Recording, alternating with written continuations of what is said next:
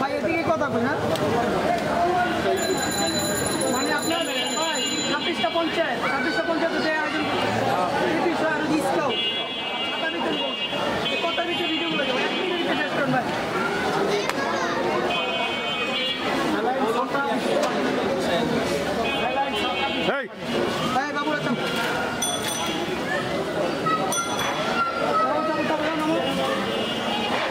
বর্তমানে প্রচণ্ড তাপদাহ চলমান রয়েছে, যার কারণে সাধারণ খেটে খাওয়া মানুষসহ বিভিন্ন শ্রেণী পেশার মানুষের জীবনে প্রচণ্ড ধরনের একটা দুর্ভোগ নেমে এসেছে।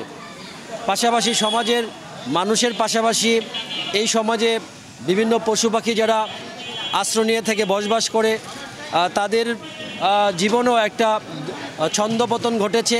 আমরা যারা মানুষ, আমরা আমাদের দুঃখ কষ্ট বেদনার অনুভূতি প্রকাশ করতে পারি, আমরা আমাদের চাহিদার কথা বলতে পারি, কিন্তু এই নিরীহ পশু পাখিরা কিন্তু তাদের কথা বলতে পারে না, তারা সাহায্য প্রার্থনা করতে পারে না।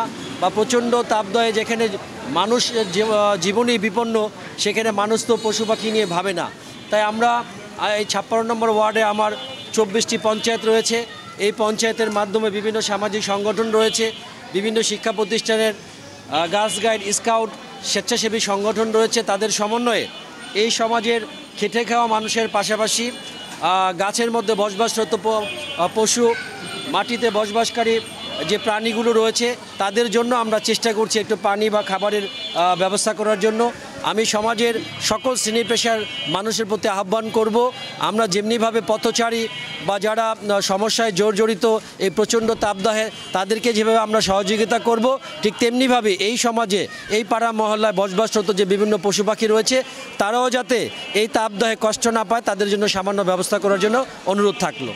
যে ফরিদপুর ফোরামকে অন্তঃস্থল থেকে ধন্যবাদ দেয় আজকের এই শরবত বিতরণ করার জন্য।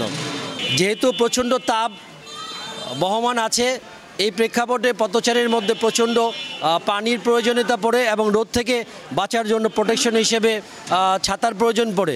তা আমরা স্কাউটের মাধ্যমে বিভিন্ন পঞ্চায়েতের মাধ্যমে আমরা আজকের এই জাতীয় শ্রমিক দিবস হিসেবে শ্রমিকদের মাঝে বা যারা নিম্নআয়ের মানুষ রয়েছে, বিশেষ করে রিক্সা চালক, ভ্যান চালক, বিভিন্ন কর্মজীবী মানুষগুলো রয়েছে, তাদের জন্য আজকে আমরা এই ছাতা, পানি, শরবত, স্লাইন, বিশুদ্ধ খাবার পানি এগুলো আজকে প্রদান করার ব্যবস্থা গ্রহণ করেছি।